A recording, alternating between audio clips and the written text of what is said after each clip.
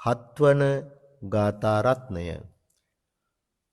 අනවස්ස සුත චිත්තස්ස අනන්වාහත චේතසෝ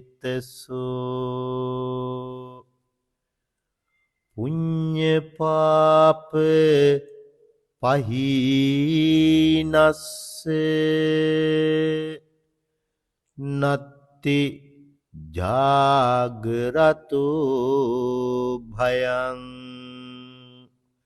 රාගයෙන් වැළුණා වූද ද්වේෂයෙන් නොගැටුණා වූද සිත් නැති පින් පව් දෙක බැහැර කළ කෙලෙස් නිදි නැති කල තැනැත්තාට කිසිම භයක් නැත්තේය.